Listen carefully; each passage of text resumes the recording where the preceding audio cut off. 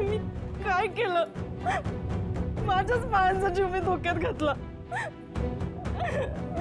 तेजू, अगं असं काही नाहीये. आणि हे सगळं तू काय मुद्दाम केलंयस का? नाही वहिनी, मी त्या बाईची चौकशी करायला पाहिजे होती. माझी बाळं नीट झोपलीत का नाही ते बघायला पाहिजे होतं. पण यातलं मी काहीच केलं नाही. मी काही म्हणून हरले मी. का? अगं तू शांत हो ना. तुझी काही चूक नाही अगं बाळा याच्यात. खरंच आम्ही चुकलो. आम्हीच कमी पडलो त्या बाईवर लक्ष ठेवण्यात. खरंच नाही राजू, तुम्ही नाही, मीच कमी पडले. मी एक आई म्हणून नालायक ठरले. माझी लायकीच नाही स्वतःला आई म्हणून घ्यायची. नाही माझी लायकी. अक्का शांत हो ग. अक्का शांत हो. स्वतःला दोष देऊन काहीच होणार नाही. दादा बाळांना घेऊन आलाय ना सुखरूप घरी. तेजू, दादा दादा दादा माझी बाळ. दादा तेजू, तुझ्या बाळांना काही नाही झालेलं. सुखरूप आहेत ते. दादा पण ती बाई माझ्या समोरून माझ्या बाळांना घेऊन गेली. दादा आता त्यांच्या जीवाला कायम धोका असणार आहे का? तेजू, काय नाही होणार तुझ्या बाळांना. आणि ती फक्त तुझी बाळ नाहीयेत, तर माझ्या भाच्या आहेत त्या. त्यांच्याकडे कोणी वाईट नजर करून बघितलं जरी ना, तर तुझा भाऊ त्यांचं डोळं काढून हातात देईल. पण तू नको त्रास करून घेऊ. मी आहे तुझ्या बरोबर. दादा पण माझ्या बाळांची काय चूक आहे? का असं त्यांच्या जीवावर उठलेत सगळे? कारण त्यांना माणसांपेक्षा त्यांची प्रतिष्ठा जास्त प्यारी. हे बघ, मी तुला वचन देतो, त्या माणसांना माझ्या भाच्यांच्या जवळ पण येऊ देणार नाही. तू फक्त तुझी काळजी घे. बाकी तुमची काळजी घ्यायला यो सूर्यदादा अजून खंबीर आहे.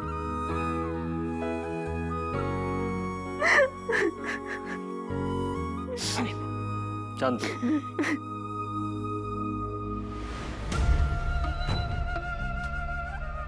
अवस्था करून ठेवली आमची. ते डास खाऊन टाकणार आम्हाला. ये इन्स्पेक्टर, ते डासांची काहीतरी सोय कर. आणि त्या वकिलाला बोलवायला आम्ही माणूस पाठवलाय. ते कुठे बघ. हो बघतो. हो वकील. आला आला आला. ये आला. घेऊन आला का वकिलाला? अरे कुठं आहे तो वकील? त्याला आमचा जामीन करायला सांग लवकर. हो निघाले ती 2 तासात येत्याल. म्हणजे काय 2 तास इथं बसायचं का आम्ही?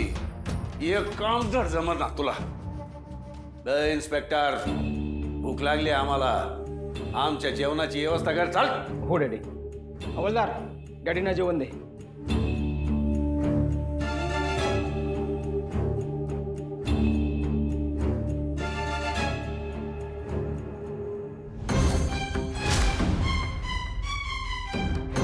तुम्ही सगळे काय मजा घेता काय आमची? मला फक्त बाहेर येऊ द्या. तुमच्या अशा ठिकाणी बदल्या करतो ना, तुमच्या घरच्यांना मी सापडायचे नाही. तुम्ही काय झालं डॅडी? काय झालं? हे असलं जेवण जेवायचं का आम्ही? 2 तास झाले आमच्या मालकीनबाईंना आमच्यासाठी जेवणाचा डबा पाठवण्याचा निरोप द्यायला सांगितलं होतं आम्ही. काय झालं त्याचं? आला आला आला, डब्बा आला गरमागरम. साहेब ते राहू द्या, बाहेर या तुम्ही इकडं. हे बघा, तुमचं नोकर भेटलेला बाहेर. म्हणलं मीच जाऊन देऊन होतो, है ना? इन्स्पेक्टर, लॉक कोबड आम्हाला जेवू दे. अहो डॅडी, किती काय तुम्हाला? आणि हे सगळं काय तुमच्यासाठी नाही, माझ्यासाठी. मला ना त्याच्या हातचं लय दिवस झालं खाल्लेलंच नाही, पण आज ताव मारला. गेलं सांग, डबा आमच्यासाठी. नाही नाही, बरोबर आहे तुमच्यासाठी, पण तुम्ही खाऊ शकत नाही ना. जेलमध्ये असल्यावर बाहेरचं खायला परवानगी नाही ना. तुमच्या जेवणाची सोय ह्यांनी केली ना. ते न खाता हे घरातलं जेवायचं म्हणजे बरोबर दिसतं का? सांगा बरोबर.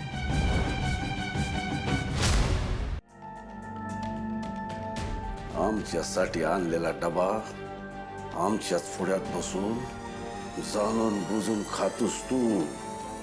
हे लक्षात ठेव. लय मागात पडणार तुला हे. हो इन्स्पेक्टर साहेब, भुकेनं पित्त उसर डॅडींचं. ते जेवण द्या त्यांना. भूक लागल्यावर चिडचिड करते. जेवण द्या. छत्री, अरे जेवण आण ना आमच्यासाठी. तिथं भुकेनं पोटात कावळे कोकला लागले. त्यात हे जेवण बघून तोंडाला पाणी सुटायला लागले. अहो इन्स्पेक्टर साहेब, अहो द्या की ते जेवण, खातील ते द्या. आमचा जीव गेला तरी असलं जेवणार नाही आम्ही. ठीक आहे, आता तुम्हाला झोपाशी राहायचंय, आम्ही काय बोलणार. जरा दम धरा, काय आतड्याला जरा ताण पडू दे, सगळं जाईल आपण. डॅडी, मी काय म्हणतो, बसल्या बसल्या जरा आपण गप्पा मारूया का? हां, मला सांगा, आजच्या दिवसाकडून तुम्ही काय शिकलो? तुला आधीच ठेचायला पाहिजे होतं हे. म्हणजे चुकीचं शिकला तुम्ही. अहो डॅडी, जग आहे ना प्रेमाला जिंकायचं असतं, पण तुम्हाला तर भांडायचंच आहे. हां, तुम्हाला काय शिकायला पाहिजे होतं माहिती का? हेच, देव आहे ना देव, देव देऊन पण बघतो आणि घेऊन पण बघतो. देवानं तुम्हाला 2-2 अन्नपूर्ण दिल्या होते, तर तुम्ही काय केलं? तिनं बनवलेलं जेवण कित्येक वेळा धुडकावून लावलं, त्याची कदरच केली नाही. आणि आता बघा, तुम्हाला जेवण मिळणं झाले अशी गत झाली. सण करू, आम्ही सगळं सण करू, आणि हे आल्यावर असा फाना काढू का आमचं ईश तुझ्या अख्ख्या घरादाराला बर्बाद करून टाकल. डॅडी, हो जेव्हा तुम्ही खरंच भूक लागली तुम्हाला, वाईट जेव्हा म्हणजे बरं वाटेल. हां, नाहीतर काय ना, मग तुमचा राग वाढणार, तुमची चिडचिड वाढणार. रागाच्या भरात तुम्ही लय चुकीच्या गोष्टी करता. नाही, आपण सावध केलं तुम्हाला, आधीच सांगितलं. रागाच्या भरात काय केलं तुम्ही? तुमच्या बायकोवर हात उचलला, तिला त्रास दिला, लहान बाळांचं नुकसान करायला बघितलं. या सगळ्या पापांची शिक्षा भोगताय तुम्ही. अहो माझी बरबादी करायची सोडा, आधी तुम्हाला इथनं कसं बाहेर पडता येईल ना ते बघा. ए, आम्ही आमच्या मनाला येईल ते करू, नको आम्हाला शहाणपणा शिकवू. ठीक आहे, राहिलं नाही शिकवू छानपण, जेवण तर करून घ्या. हं? अहो काय वाईट आहे त्या जेवणात सांगा बरं? इथल्या जेलमधली सगळी माणसं हेच जेवतात, जेवा बरं. ए, तुला काय आम्ही बाकी वाटलो काय? ए छत्री, अरे आण ना जेवण. आणतो की साहेब, आणू काय ह्यांच्यासाठी जेवण? हो मी कसं सांगणार, माझ्या नोकरीचा प्रश्न आहे. हो साहेब, अहो तुम्हाला मगाचपासून सांगतो राव, द्या की जेवण, ते खातील ते द्या. हे असलं जेवण आम्ही नाही खाणार. मग काय करणार तुम्ही या जेवणाचं? फेकून देणार का? डॅडी, असं टाकायचं नसतं. तू कोण शिकवणार आम्हाला? आम्ही फेकणार. द्या जेवण.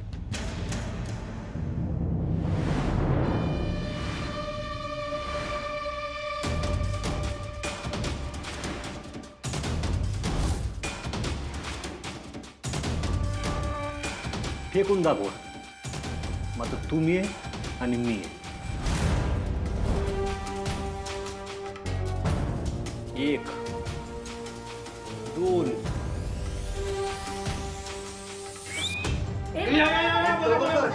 बघा बघा बघा बघा, या माणसाचा माज बघा.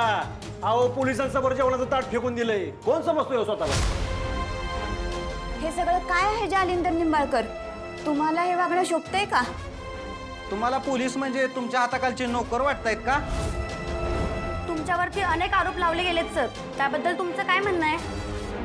तुम्ही तुमच्या 2 नातींचं अपहरण केलात, हे खरं आहे का? जालिंदर निंबाळकर, वाईट वेळ चालू झाली तुमची.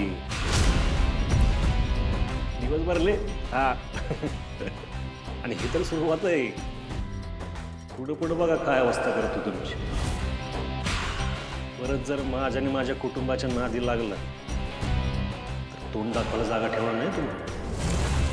माझ्याशी लढायच्या आधी एक गोष्ट लक्षात ठेवायची.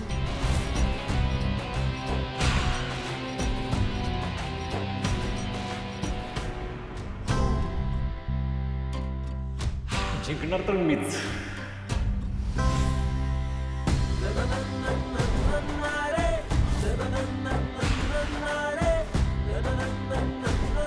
हे शोभतंय का तुम्हाला असं करायला? काय विचारलं आम्ही? योग्य आहे मला का? उत्तर द्या आम्हाला. काहीतरी उत्तर द्या. सूर्या, तुझं किती कौतुक करू किती नाही असं झालंय रे मला. आज डॅडी आणि पोलिसांचा डाव तू उधळून लावलास. तेजूची बाळं शोधलीस, त्यांना घरी परत आणलंस. सूर्या, एका आईला तिची बाळ तू परत मिळवून दिलीस, ह्याच्यापेक्षा मोठी गोष्ट असून काय असू शकते? सूर्या, आज आज माझ्या मनात ना तुझ्याबद्दलचा आदर खूप वाढलाय रे. अहो, एकच काळीज आहे माझ्याकडे, अजून किती तर जिंकणार आहात तुम्ही. खरंच मनापासून थँक्यू. तुझं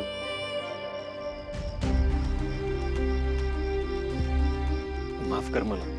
अरे, हे काय मध्येच? तुला वाईट वाटलं असेल ना? वाईट कशाबद्दल? अगं शेवटी काय बी झालं तरी डॅडी तुझं वडील आहेत आणि मी त्यांना असं. बास, आता इथून पुढे काही बोलू नकोस हं? तुला आता काय वाटतंय ते कळतंय मला. पण सूर्य, जे चूक आहे ते चूकच आहे. ते माझे वडील आहेत आणि तू त्यांच्याशी असं वागलायस म्हणून मला वाईट नाही वाटत आहे. आपण ते जर चुकले असते आणि माझ्यामुळे जर तू त्यांच्या चुकीकडे दुर्लक्ष केलं असतं ना, तर मात्र मला वाईट नक्कीच वाटलं असतं.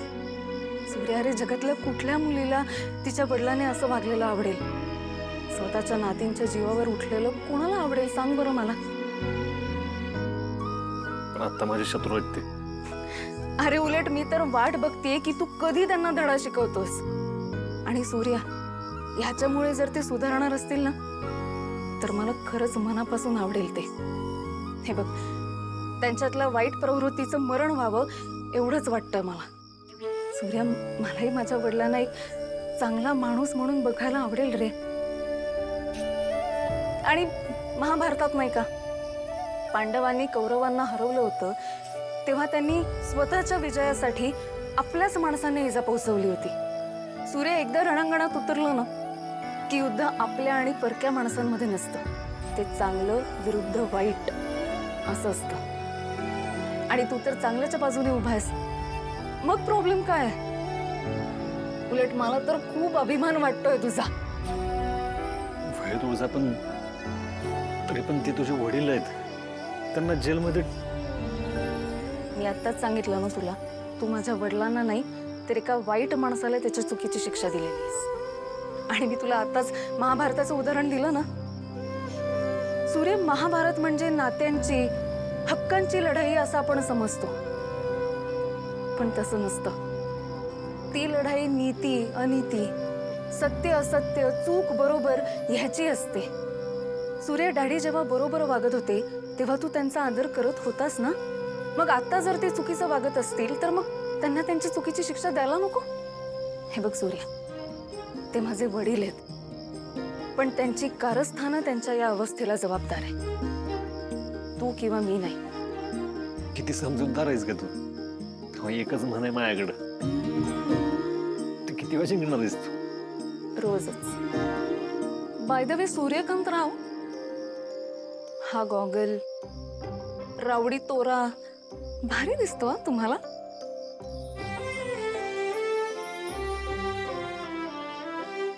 मला तर रोज तुम्हाला असं बघायला आवडेल. हा डोळ्यांवर गॉगल,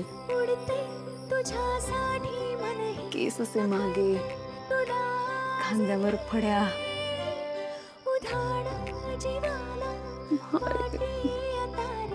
सूर्या, तुला जर मी असं बघितलं ना तर रोज तुझ्या प्रेमात पडेल. हे गॉगल बिगल मला नाही आवडत, ते काजून दिलाय त्यामुळे. चांगला दिसतोय तो गॉगल. लावतो, लाव म्हटलं ना.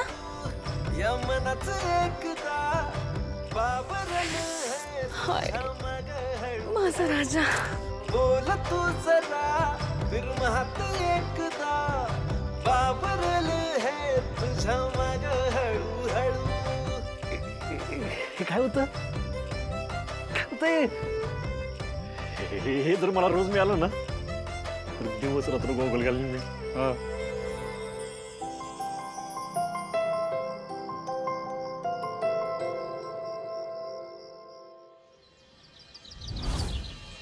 अरे काय करतेस माझ्या बाच्या बघू? का? अरे काय झालं? थांब जरा, ही घे सामानाची यादी आणि मला सामान आणून दे. काय आता सामान आणायचं तुला? हे काय? खोबरं 5 किलो, खजूर, बदाम, खसखस. अरे काय एवढं कशाला सामान लागणार आहे? अरे दादा, बाळणपणानंतर बाई पर निम्मी होते. असं मी आत्याकडनं 1-2दा ऐकलेलं. तर मग आता तिची पाठ भरून निघायला डिंकाचे लाडू करतात. तर मी म्हणत होते अक्कासाठी आपण लाडू करूया. हा हे चांगलं सुचलंय तुला. मी लगेच आणून देतो हा. राजू काय ते सूर्याला लिस्ट दिलीस? हा दिली दिल तो सामान आणून. हा ऐक ना, ते म्हणजे डिंकाचे लाडू करूच, पण आजपासून रोज अळीवाची खीर सुद्धा करून खाऊ घाल तिला. म्हणजे बघ महिन्याभरात कशी तरतरीत होती आपली तेज. देऊया.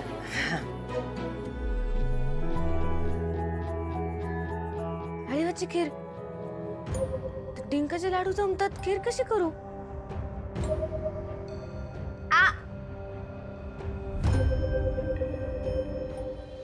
राजू राजू हे बघ तू दिलेलं सगळं सामान आणलंय मी. बघ एकदा. ठीक आहे. हा खसखस, वेलदोडे बरोबर आहे. आहे ना सगळं आहे ना. लागा कामाला जाऊ. चल भाग. अगं माझ्या बाबड्यांनो.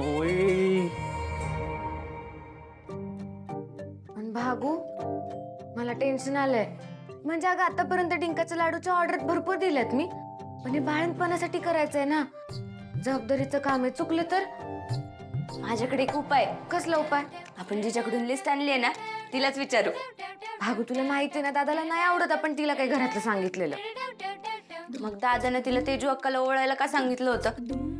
मला माहितीये तेजू अक्काच्या डोळ्या जेवणाला पण साडी तीच घेऊन आली होती आणि तिनंच तेजू अक्काला ओवाळलं होतं. आणि हे सगळं तिनं मनापासून केलं होतं. मला नाही वाटत दादा आपल्यावर चिडत. आणि काय विचारायला हरकत नाही. ती काय कोणी बाहेरची आहे का? आपली आईच आहे ना. नाही नाही काय गरज नाही. आपण का म्हणून जायचं तिच्याकडे? तिला जर गरज वाटत असते, तिला आपली काळजी वाटत असती ना, तर ती स्वतःहून आली असती मदत करायला. आपण आपलं करू, काय गरज नाही आपल्याला कोणाची. सगळं सामान घेतलंय मी. बाळंतिणीसाठी डिंकाचे लाडू करायचे असेल तर आधी तिच्या ओटी पोटाचा विचार करायला लागतो. तिला जे पचल तेच द्यायला पाहिजे तिला. आणि डिंकाचा लाडू करायचा असेल तर आधी कढईत तूप तापून घ्यायला पाहिजे. मग त्याच्यात डिंक खरपूस भाजून घ्यायला पाहिजे.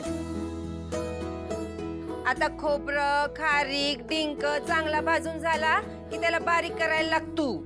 आणि हा डिंक भाजून घेताना त्याच्याबरोबर काजू, बदाम, खसखस, लागली तर वेलची सुद्धा खरपूस भाजून घ्यायला लागती. आणि लागलंच तर वरून तूप टाकलं तरी चालतं. आता हे समजा एकजीव करायचं. आता हे समजा एकजीव झालं की बाळंतिणीला एका वेळेला खाता येईल असा गोल सुबक लाडू वळायचा. एवढं केलं की झालं.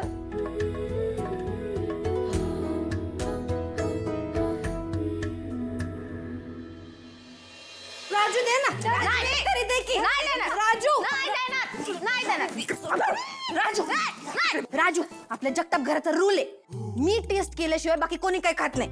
एक लाडू दे ना मला. धनु दीदी हे लाडू बाळांच्या आईसाठी आहेत. जेव्हा आई होशील ना तेव्हा तुझ्यासाठी पण बनवतो. पाहिजे तेवढे खा, पण आता लाडू मिळणार नाही. म्हणजे एक लाडू खाण्यासाठी आता मी आई हो? हा बेस्ट आहे. हा नाही नाही नाही राजू ऐक की, आपलं लय प्रेम आहे ना अक्कावर. माझं पण लय प्रेम आहे तिच्यावर. म्हणून तर मी म्हणते मी जर एक लाडू आता खाऊन बघितला तर आपल्याला कळेल ना काही इकडे तिकडे झालं असेल तर. तिकडे तिकडे झालं असेल ना तरी पण तू तेवढाच सगळं संपवशील. नाही देणार तुला. दे ना दे. एकदम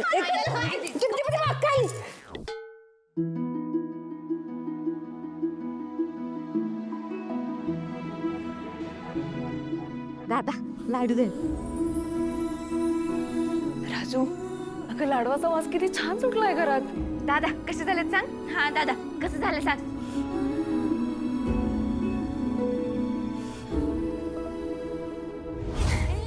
घे. आयो असा लाडू जगात कोणीच बनवू शकणार नाही. अरे सूर्या. सूर्या अरे काय झालं? लाडू कसे झालेत हे ऐकण्यासाठी थांबलेत हे सगळे जण. चांगले झालेत. जाऊन सांग तिला.